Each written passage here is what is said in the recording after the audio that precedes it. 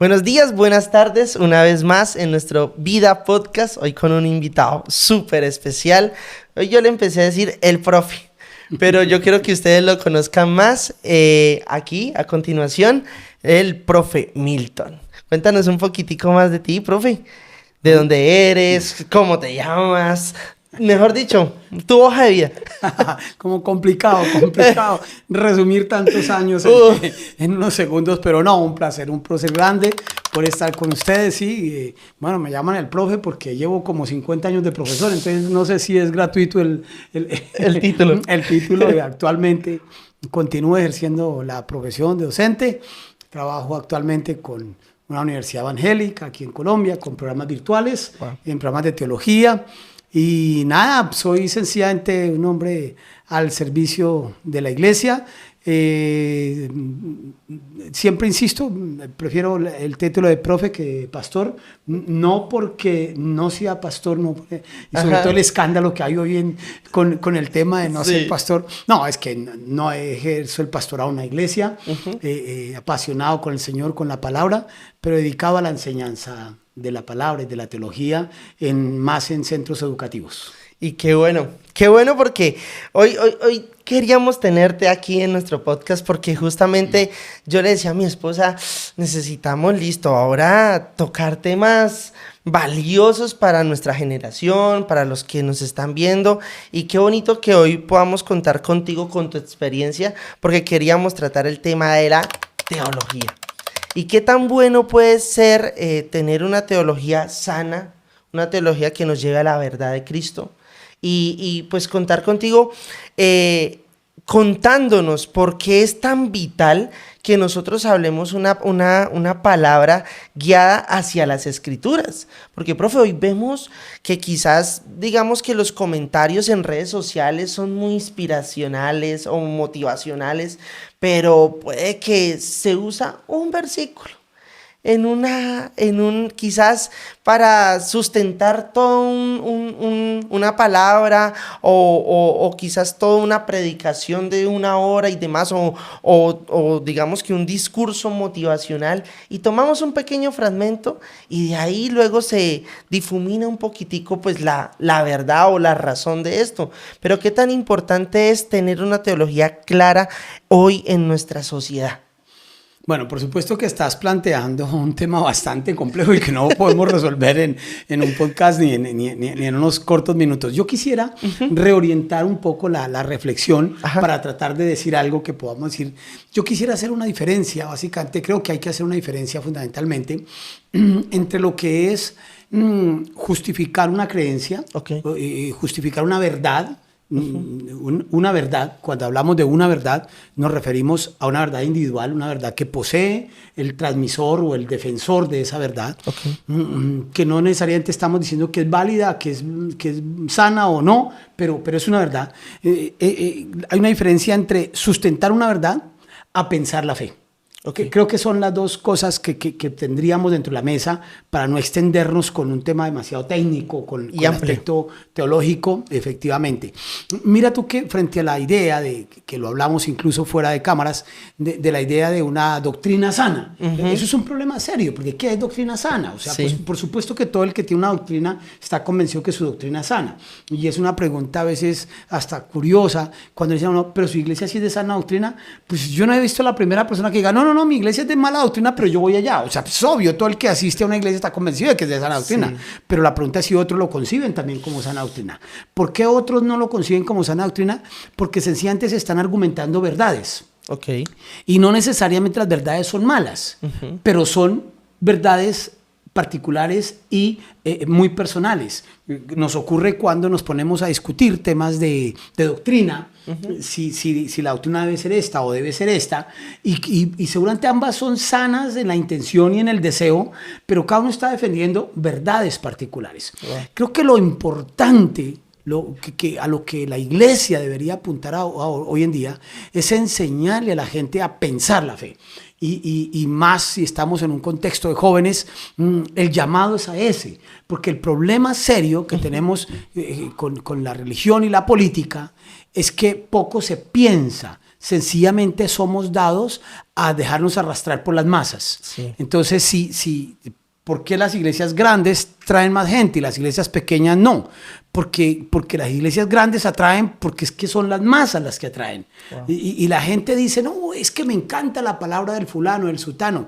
Y tú le preguntas, y bueno, ¿y qué es lo que le enseña? Sí. ¿Cuál es la doctrina de él? Dime tú cuáles son los pilares fundamentales. Háblame, tiene 2, 3, 4, 5, 10 pilares. No los hay, no los hay. Sencillamente me encanta, él me hace reír, él habla muy chévere, es un gran comunicador. ¿Y cuáles son los pilares del pensamiento? Entonces, la necesidad, creo, fundamental que estamos clamando a gritos es pensar la fe. Necesitamos pensar la fe. Y eso nos lleva a un ejercicio mucho más allá de defender una verdad. Tremendo. Pero, por ejemplo, ahorita que estamos desmenuzando esto un poquito más, ¿no? Concretando. Cuando estamos hablando de pensar la fe, profe Milton, digamos que tú al menos nos podrías hoy dar 1 o 2 pasos de cómo es ese proceso de pensamiento. O sea, cómo yo llego, tengo mi Biblia al frente y, ¿ahora cómo abordo todo esto? Para algunos que apenas están empezando, unos que dicen, bueno, yo que ni me leí un libro completo de la Biblia, pero ¿cómo empiezo a entender lo que puede ser una verdad? Lo que puede ahora vislumbrarme y decirme, no, espere, sí, estoy siguiendo una masa, estoy siguiendo a una persona que habla bonito, pero ¿cómo abordo esto? De pronto al menos al inicio, ¿cómo lo afronto desde un paso a paso? ¿Qué nos dirías para una estrategia un poquito más puntual de cómo todo este panorama tan abierto lo empiezo a digerir? Sí, efectivamente, cuando yo planteo el pensar la fe, y tú con tu pregunta me estás diciendo que lo que yo acabo de decir no sirve para nada. Me lo acabas de decir. ¿Por qué razón? ¡Wow! Sí, ¿por qué razón? Porque mira que me estás diciendo, pero ¿cómo pienso la fe? Ajá. Es lo que me estás diciendo de fondo, ¿cómo pienso la fe? Ajá. Y es una pregunta absolutamente válida dentro del postulado que estamos haciendo. Sí. ¿Por qué razón? Porque evidentemente hay, cuando hablamos de pensar, sea la fe o pensar cualquier otra cosa, existen diferentes marcos conceptuales desde donde se piensa. Okay. Y yo desde una realidad individual pienso. Yo salgo a la calle y veo pasar un personaje y dije, yo pensé que era un pillo. Okay. Claro, yo pensé, pero la pregunta es con qué argumento estás pensando. Sí. Pensar, existen diferentes referentes para pensar. O sea, todo el mundo piensa que está pensando.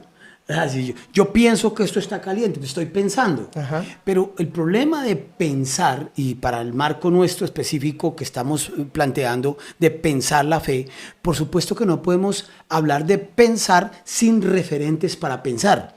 Sí. Y ese es un problema que tenemos también, por ejemplo, con las nuevas generaciones, donde pensamos la fe, pero desde construcciones absolutamente subjetivas. Okay. Y eso en realidad no es nuevo, eso siempre ha pasado. Por ejemplo, miremos un caso particular. La gente dice, no puede haber infierno. ¿Y por qué no puede haber infierno? Porque es que yo no concibo un Dios que es amor, y cómo un Dios que es amor va a mandar a alguien para el infierno. Ese personaje que está pensando eso, lo está pensando. El problema es que lo está pensando fuera de un marco referencial. Claro. Está pensándolo desde su subjetividad, desde su comprensión absolutamente ingenua y desde su comprensión improvista. Está pensando la fe. Por supuesto que cuando hablamos de pensar, nos genera una necesidad o una condición que entonces apunta a lo que estás planteando. ¿Cómo hacemos para pensar? Por supuesto que no podemos pensar de una manera objetiva si no alimentamos el pensamiento, si no documentamos el pensamiento. Y ahí es donde viene la necesidad de documentar de manera adecuada el pensamiento.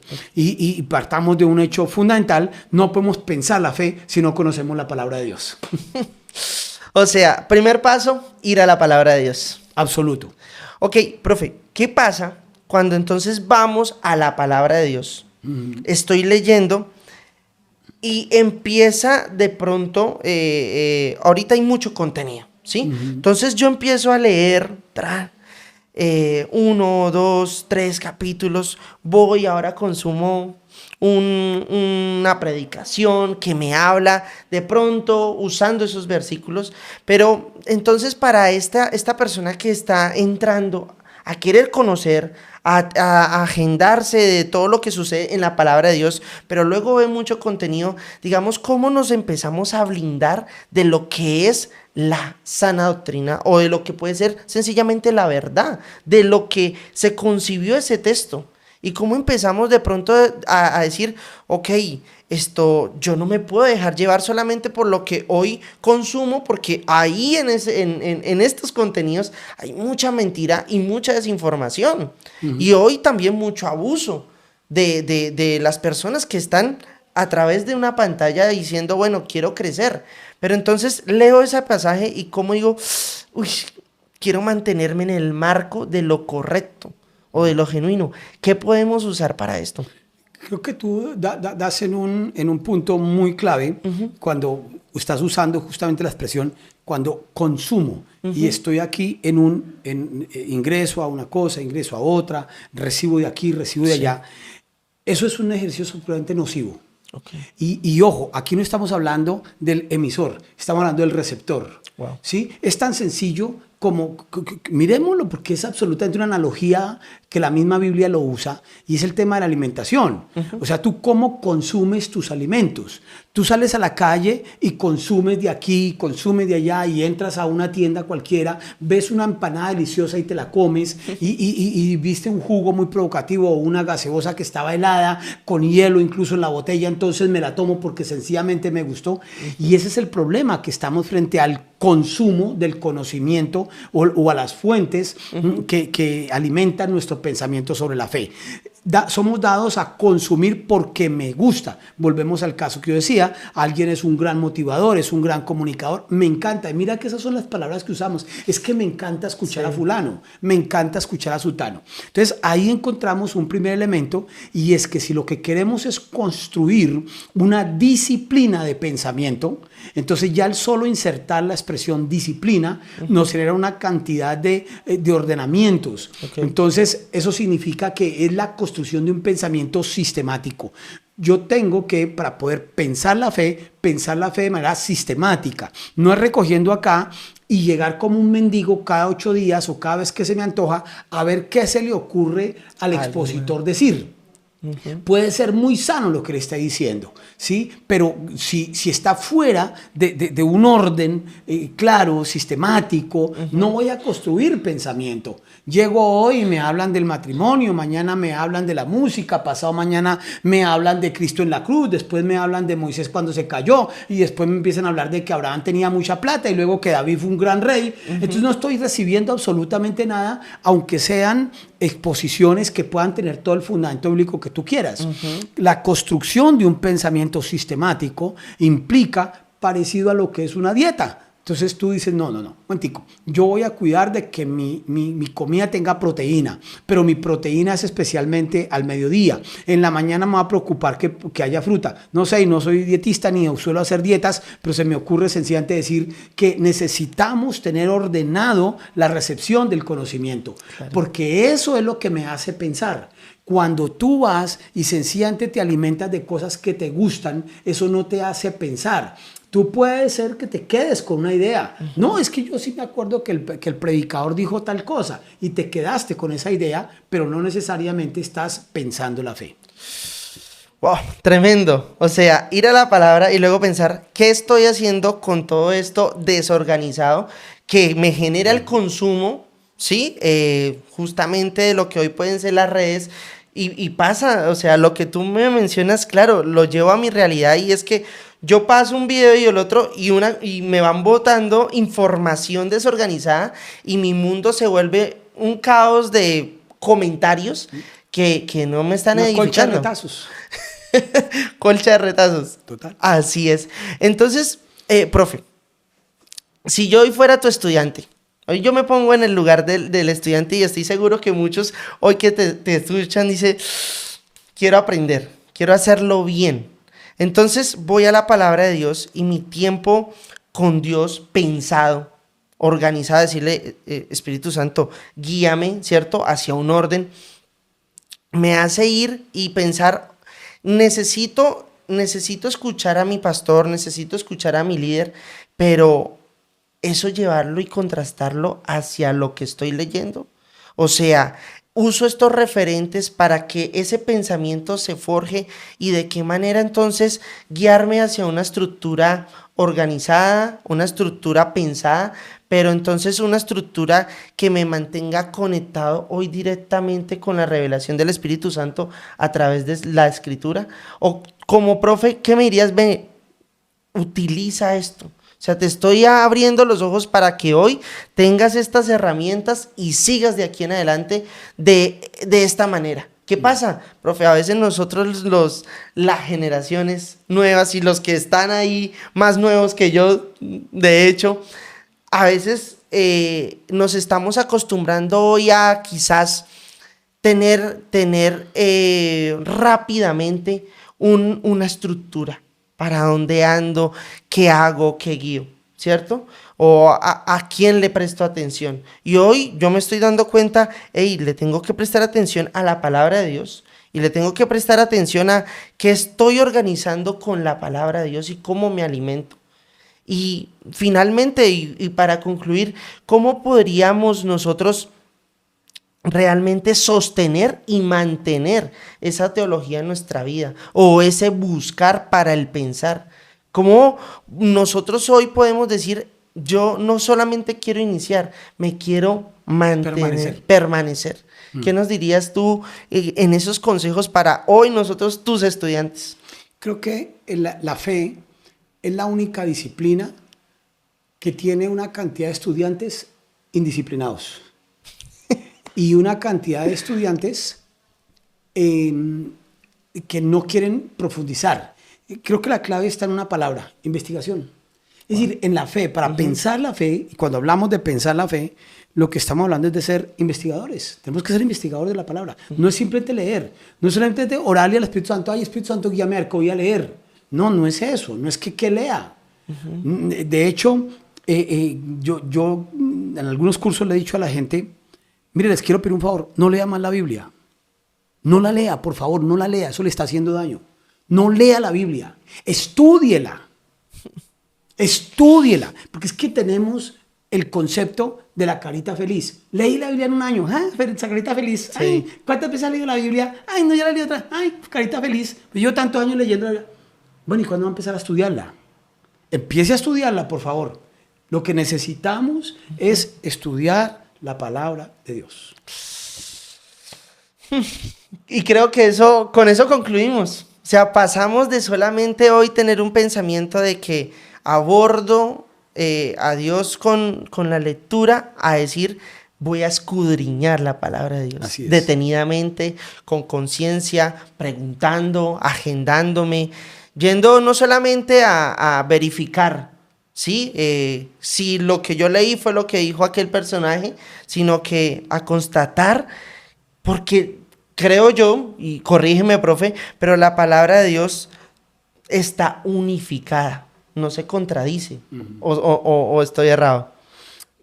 Es muy complicado porque depende de lo que tú quieras decir con que no se contradice. Okay. Porque al igual que cualquier texto, la Biblia tiene una razón principal de ser. Sí, señor. Y cuando te metes con cosas que no tienen que ver con su razón de ser, pues, o sea, cuando vas detrás de una cacería de brujas, puedes terminar encontrando cosas que te contradigan. Por ejemplo, nosotros llegamos a 1 Samuel y dice que Saúl se suicidó. Y cuando llegamos a 2 Samuel dice que no, que un joven lo mató.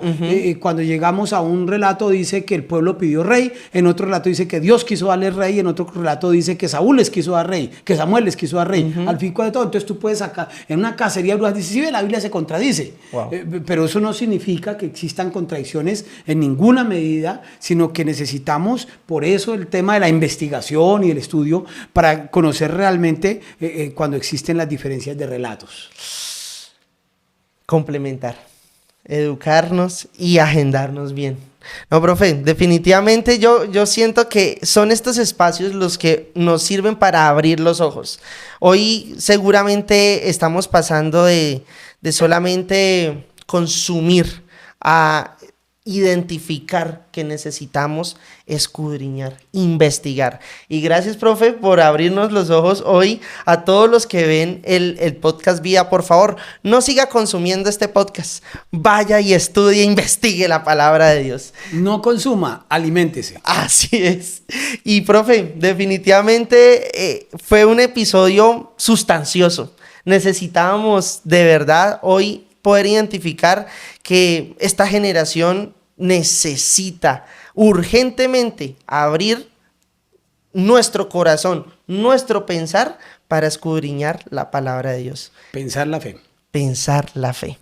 Así que gracias, profe Milton. Con mucho Vamos gusto. a pensar la fe, que Dios te bendiga. Y si estás en Bucaramanga, te invitamos a que pensemos juntos aquí en la Iglesia Vida. Y bueno, que Dios haga la obra en tu vida. Chao.